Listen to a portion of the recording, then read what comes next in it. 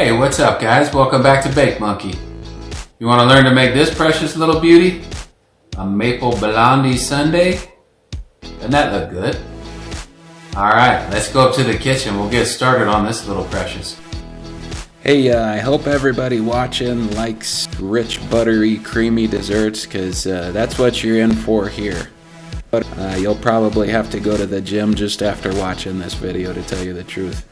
I myself, I've taken up a little bit of bicycling recently.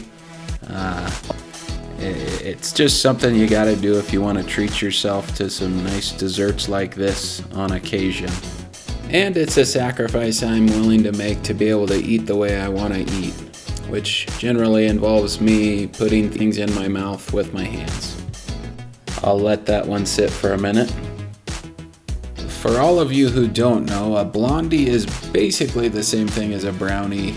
We're just eliminating the cocoa powder, which is what gives the brownie, obviously, its chocolate taste. So we're making essentially a brownie here, it's a Blondie. Same basic ingredients are going in. You got your melted butter, your sugar, eggs, all the good stuff. The only thing we're adding to this that a brownie doesn't typically have is going to be the brown sugar. Brownies generally have just refined white sugar.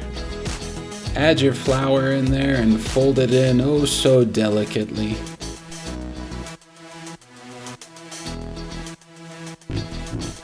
I love watching this stuff come together.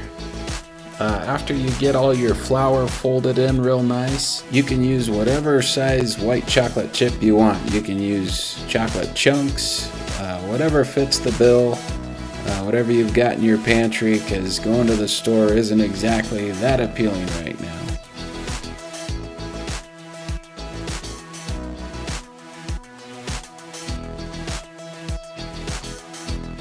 After about 30 minutes in the oven, these little blonde bronze beauties are ready for their close-ups. Try and say that 3 times fast. So now we're melting our butter so we can move on to the maple portion of this recipe. We're starting the maple sauce here. Delicious sauce, if I do say so myself.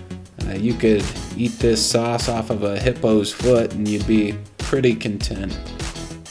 Although I wouldn't recommend eating anything off of a hippo's foot. I hear they have pretty sensitive toes. You are going to want to use real maple syrup for this recipe, none of that flavored corn syrup like Aunt Jemima. And what? We're putting cream cheese in this sauce? Really?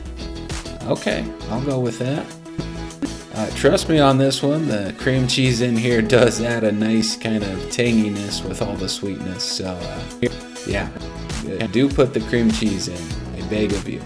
Once that sauce is whisked up nicely and you get it all smooth, you're going to want to put that in a bowl and let it cool briefly, not too much because it does thicken up. Cool it just a touch to where it's not going to sizzle on the ice cream when you put that a la mode, and enjoy the heck out of this dessert. Thank you guys for watching. It's been fun, and keep on following me.